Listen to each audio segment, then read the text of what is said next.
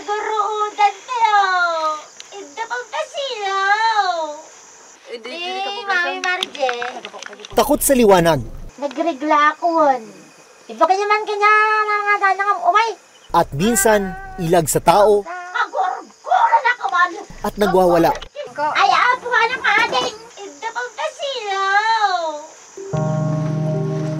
Ang doktora, kumusta ka? Ay, pagnak. Sa loob ng higit 2 taon, nabuhay siya sa loob ng maliit na kulungan sa gitna ng palayan.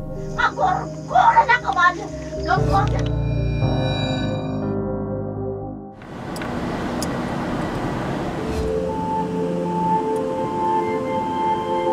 Pitong oras na biyahe mula Maynila ang bayan ng Sugpon, Ilocos Sur.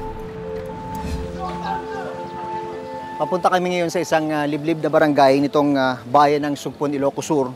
Makipot yung daan doon, although sementado. Pero dahil makipot nga, ito lang yung tanging paraan para kami makapunta sa barangay na yon.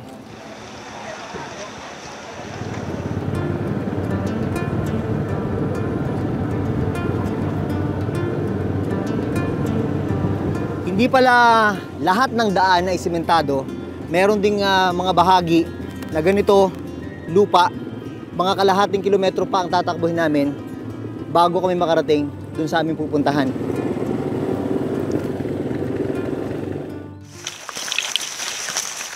Yung kubo na yan, sa gilid ng palayan, yun yung aming pupuntahan. Kakausapin namin yung isang mag-asawa na nakatira dyan.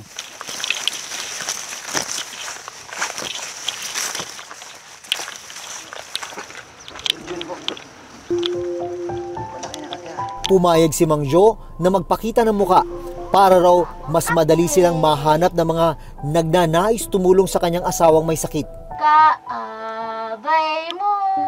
Pagpasok sa kubo, dito na namin nakita ang babaeng nakakulong sa silong.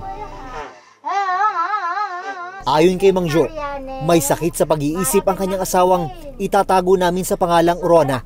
Smile before open the window. Okay ka lang ba? Yes, sir. Good. Nakatulog ka ba ng maayos kagabi? Yes, sir. Kailan yung huling kain mo? Anong oras ka kumain? Kanina. Madaling araw. Anong pakiramdam mo sa katawan mo? Healthy yang. Healthy. Tapos young. Yes. 2 taon ang nakakulong dito si Rona. Ang gumawa nitong kulungan na ito, ang kanya mismong asawang si Mang Jo. Nagawa ito ni Mang Jo dahil ito daw yung nakikita niyang tanging paraan para masigurong hindi makalabas yung kanyang asawa at mapunta kung saan-saan. Hindi ka lumalabas? Hindi na po. Bakit? Napagod ako. Bakit ka napagod? Saan siguro Napagod ako pupunta? na. Hindi ako gumagala. Hindi ka Nagtatrabaho. Trabaho rin yun. Sa kabila ng kanyang kondisyon, nakakasagot pa ng tama sa ibang tanong si Rona, gaya ng tungkol sa kanyang mga anak. Ilan ang anak mo, madam? 4 na po. 4, At malalaki. panganay po raw, scholar na. Scholar, good. Yung isa naman, namamasukan sa Tagudin. Ang isa naman, inalaga nila sa Maynila, nasisaryan ako. Kailan ka huling nadalaw ng mga anak mo? Kailan lang, pinakain ako ng lininta na beef pig na saging. Hindi mo sila namimiss? Ayun, miss ko po. Gusto ko silang makita. Kwento ni Mang Jo, maayos pa raw ang pag-iisip ni Rona noong magkakilala at ikasal sila noong 1995. Hanggang sa biyayaan sila ng 3 anak. Kunin natin yung mga tubig doon. Nagsimula raw mag-iba ang pananalita at kilos ni Rona matapos itong ipanganak ang kanyang bunso noong 2005. Umaga, madaling araw, bumangon na siya. Biglang lumakas. Pinagalitan ko pa nga eh. Yung sugat mo, sabi ko.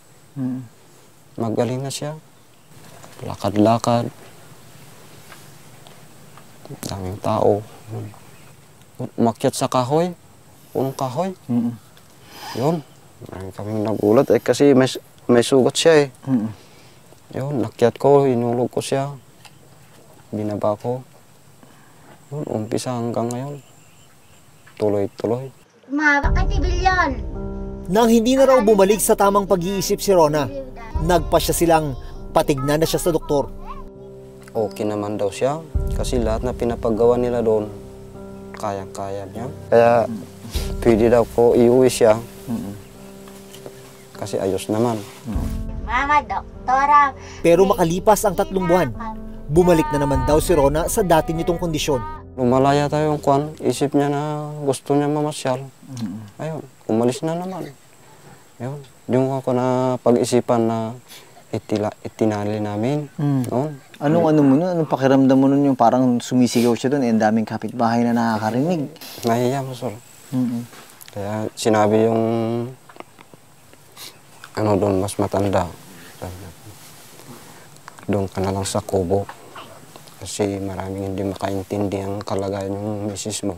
Kaya nagpasya kang dalhin dito sa bukid. Kaya dito ko na akong gumawa. Akala mo wala kang asal. Kaya mo Niresetahan naman daw sila ng gamot. Pero masyado itong mahal para sa isang magsasakang tulad ni Mang Jo. Kasi yung gamot na binibigay nila noon, isang piraso lang. Bali, 4 na beses ko itutumar sa kanya. Yun ay bali 1/8. 1/8 ang isang gamot? Opo. 1/8. Kaya yung isang buwan, 21,000. Nung nagagamot siya, maganda naman yung epekto ng gamot Okay sa naman. kanya. Okay naman. Ano yung talaga naging dahilan bakit pinatigil mo na siyang maggamot? Masyado mabigat na? Wala nang pagkuha ng pira eh. Ngayong araw, bibisita ang ilang taga-municipal health office para matingnan si Rona. Anan, tapos ako nakakita ko ng mga kuha niya dyan sa Kitipusom. Di ba ko lang mga doon sa Kitipusom? Partugan na ka nga. Hindi ka ba na ano? Ang ka nga marigrigatan nga nakakulong. Ita, ayan mo. Okay lang? Ay, hingalak nga no, nadaduma, ang sa mapapasanak. Lakin, malabsak na, pakananak to lang ito na adapan na win na. Siyempre, nabilbilag isuna. Kung pakikipag-usap niyo sa kanya, anong nakuha niyo? Anong naging impression niyo dun sa palitan niyo niyang salita? May iba-iba na siyang na sinasagot. Pero ang iba, tama naman po yung sinasagot niya. Ma'am, ano po yung initial assessment niyo sa narinig niyo sa kanya? Orsilas ko ay. Parang gustong-gusto niyang Anak man. magamot po, sir. Gusto niya na magamot. Sabi niya, pag naggamot daw po siya, magpapasalamat daw sa Diyos at sa mga tao na tumulong. Tayo daw na tumulong. Araw-araw naglalakad si Mang Jo papuntang bukid para ipagsabay ang pag-aararo ng kanyang lupa at ang pag-aalaga ng kanyang asawa. Pagpatak ng 12:00 ng tanghali, nagluluto na si Mang Jo ng pagkain nilang mag-asawa. Abalugan tayo tayo. Kumain ka na, daddy? Sika nga. Man. Awan baso mo. Paagas na kamot laang naman. Ang lasak laang. Nakakapagkwentuhan pa ba kayo? Pag maayos siya? Kung minsan, sir, pag sabi niya na magligo, doon lang kami magkukwento. Pag tapos, doon. Pag dumating ng hapon, yun, kulong ko na siya. Pagkatapos na kumain. Ipakawan lang. Pagkatapos pakainin ni Mang Jo si Rona, iiwanan muna niya ang asawa ng bandang hapon at uuwi para kumustahin ang kanilang mga anak sa kanilang bahay. Dahil kapos sa pera, tumigil na sa pag-aaral ang 2 nilang anak. Naawa na rin po. Ganun pong sitwasyon niya. Ano na lang gusto mo sana mangyari sa mama mo? Bumalik po yung dating siya. Maganda rin naman ang loob nila. Munti mga lilaw! Kahit ba nung sobrang bigat ng responsibilidad mo, sobrang hirap ng sitwasyon mo, naisip mo bang sumuko? Wala naman akong maisip na ganun, sir, kasi iniisip ko ang mga anak ko, gano'n. At saka at siya, wala naman pinaggalayan yung mga anak ko kung hindi siya, gano'n. Eh, maganda naman ang dating samahan namin, gano'n. Kaya kahit anong hirap, sabi ko, pwedeng dalhin. Magkapag-isip ang maganda, gano'n. Wala naman akong ibang maisip.